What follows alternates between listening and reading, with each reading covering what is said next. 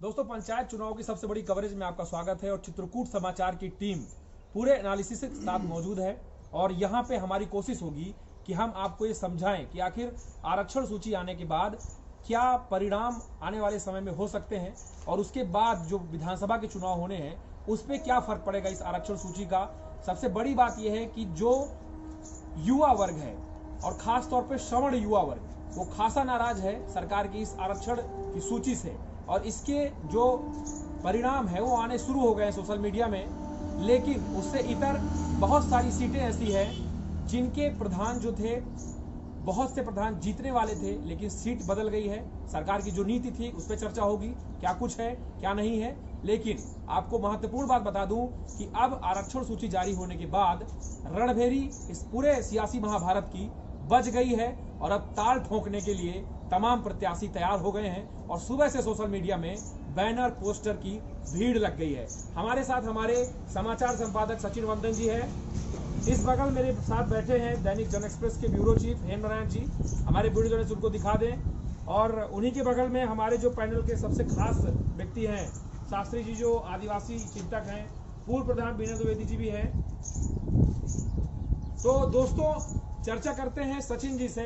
मेरे video journalist थोड़ा सा पास आके सचिन जी से हम बात करते हैं। सचिन जी, इस आरक्षण सूची के क्या मायने हैं मैं आपसे जानना चाहता हूं, क्योंकि बहुत सारी जो लिस्ट मेरे पास है सब में यहाँ पे जो सीट आई है वो बहुत चौंकाने वाली है। लेकिन जो जानकार है उनका कहना यह है कि सरकार ने पहले ही निश्चित कर दिया था कि ऐसे ही होंगी, आरक्षण सूची ऐसी ही होगी। पहले से अब लीक हो गई हो या कुछ भी हो गया हो, पहले से लोगों को जानकारी हो गई थी। लगभग 3 से 4 दिन पहले लोगों को जानकारी हो गई थी। जो जानकारी लोगों के पास थी सेम उसी वही लिस्ट में भी जो है लिस्ट भी आई है सेम उसी तरह के, जिस तरह से लोग चर्चाएं कर रहे थे, कयास लगाए जा रहे थे। कहीं न कहीं आरक्षण सूची से युवा वर्ग बहुत नाराज है जी, बहुत नाराज है। आपने युवा वर्ग की बात की सचिन जी, तो मैं मऊ और मानिकपुर की जो कुछ सूची मेरे पास है मैं वो आपको दिखाना चाहूंगा कि मऊ में बरगढ़ इलाका है, तमाम सीटें यहाँ पे एससी और तमाम चीजें ऐसी आ रही हैं। मऊ के कुछ ऐसे गांव हैं जहाँ पे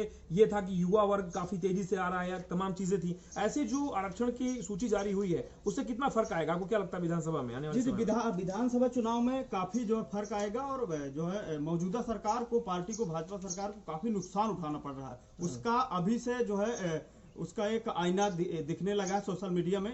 काफी नाराजगी जताई जा रही है और बहुत जो है लोगों के प्रति गुस्सा है। युवा वर्ग काफी वर्षों से जो है तैयारी में लगा था और अपने चुनावी माहौल बना रहा था, लेकिन जो आरक्षण सूची है उनको कहीं ना कहीं जो है निराश कर दिया। हमारे साथ हेमनारायण जी है, मैं उनसे चर्चा कर लूं। हेमनारायण जी, मेरे पास ब्लॉक प्रमुख जो बनने उनकी लिस्ट मेरे पास है कि सीट कैसी होंगी। तो मैं आपको बता दूं कि मऊ में अनुसूचित जाति स्त्री यानी महिला, और यहाँ पे मानिकपुर में पिछड़े वर्ग की महिला सीट है, और जो पहाड़ी, चित्रकूट धाम और रामनगर है तीनों अनारक्षित है। क्या है इसका तस्वीर क्या बनने वाली है? देखिए, भाजपा सरकार पहले भी कह चुकी सबका साथ सबका विकास। तो जहां पर एससीओं को कभी चुनाव लड़ने का मौका ही नहीं मिला तो भाजपा ने यह तय कर दिया कि हम सबके साथ हैं।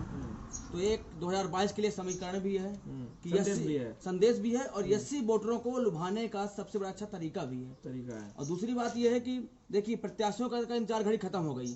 अब इंतजार रह गया कि चुनाव की तारीख का ऐलान कब होगा। अब लोगों के अंदर वह बोले कि तारीख कब तय होगी।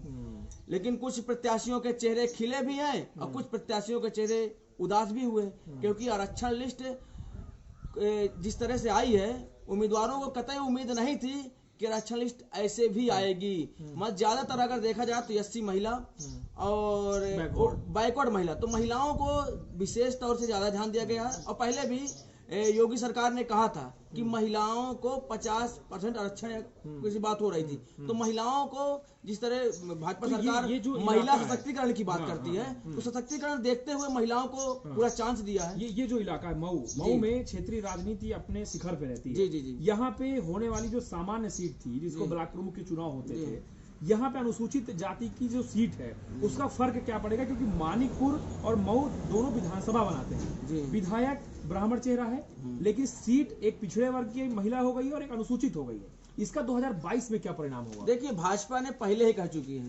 महिला सशक्तिकरण, तो उन्होंने महिला को उतार कर ये संदेश दिया है कि हम महिलाओं के प्रति कितने संवेदनशील हैं। और मऊ राजनीतिक गढ़ भी कहा जाता था और इसके पहले शायद सामान्य सीट थी, तो उन्होंने इस बार 80 सीट किया। आपको क्या लगता है कि क्या ये जो लड़ाई बड़ी देखी जाती है कि आपसी लड़ाई है, लोकसभा की लड़ाई विधानसभा से, आप समझ रहे हो जो मैं आपसे कहना चाह रहा हूँ, क्या वो लड़ाई ऐसे आरक्षण की सूची में दिख रही है आपको कि कुछ ऐसा दिख रहा हो? क्योंकि जो तमाम और इलाके हैं वहां पे सामान्य करने की कोशिश या जो भी नियम कानून होते हैं सरकार के उसके तहत हुआ, लेकिन यहाँ पे फर्क क्या पड़ेगा?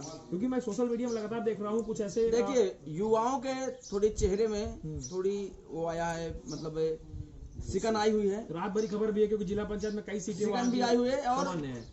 कई युवा जो है आज से नहीं 6 महीने पहले से फेसबुक में लिखना चालू कर दिए थे वार्ड नंबर 2 वार्ड नंबर 3 से, लेकिन उनको थोड़ी सी निराशा हुई है।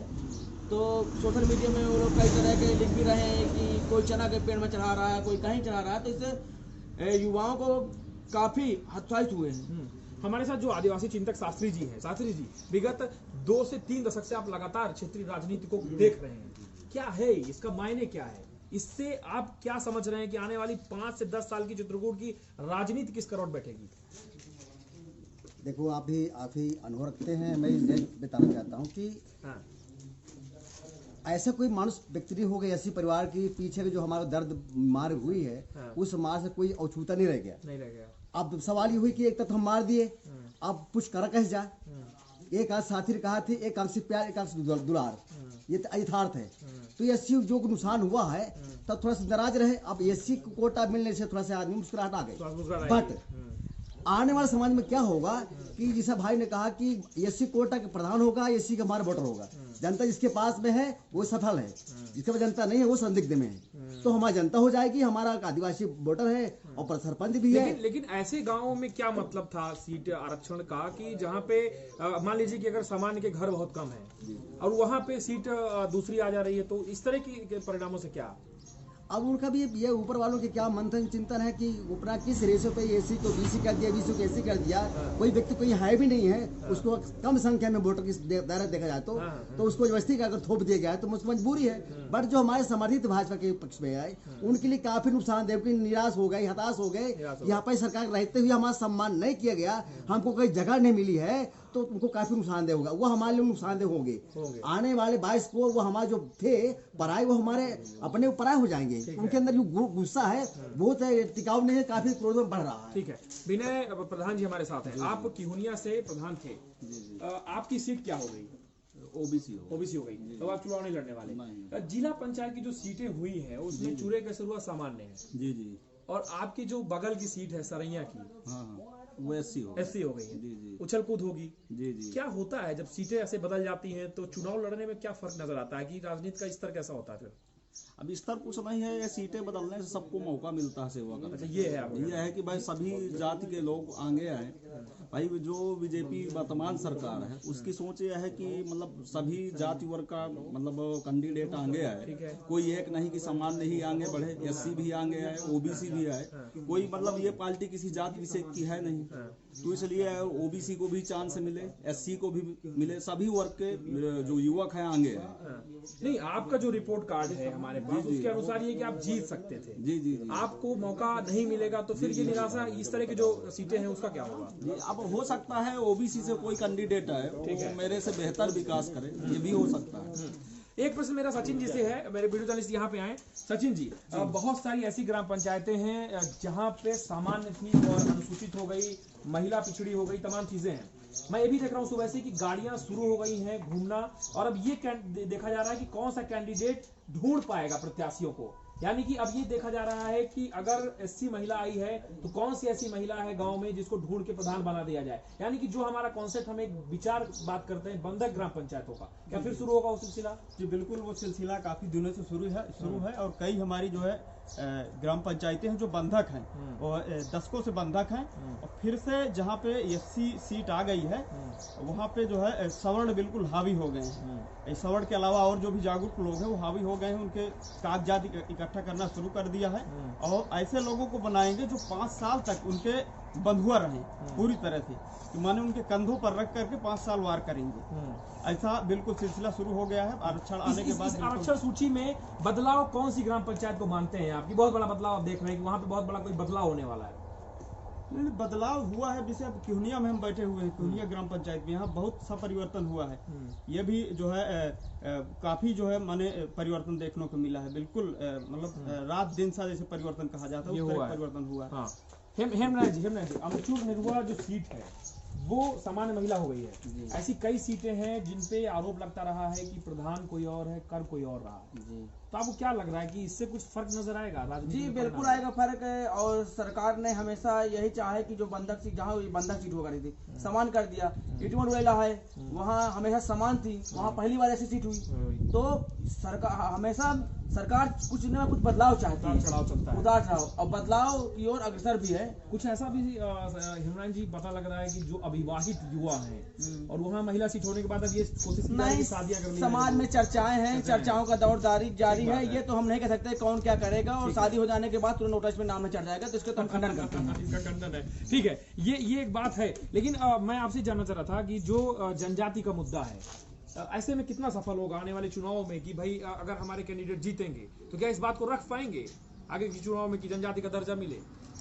जनजाति का दर्जा जब 5 साल गुजर गए तब किसी व्यक्ति ने इसको नहीं हाईलाइट किया, मांग नहीं किया, उनको सम्मान नहीं किया गया। तो छोटे मोटे राजनीति की पंचायत में अगर हमारा हिस्सा मिल जाता है तो हमारी बात कौन वहाँ पर हाईलाइट करेगा, हमारा कौन सम्मान करेगा? मुझको विश्वास तो है कि गांव पंचायत अनपढ़ या पढ़ा लिखा आदमी किसी व्यक्ति के साथ विधायक से बात कह दे, उनकी बात वहाँ सम्मान किया जाए, ये तो बिल्कुल नामुमकिन है।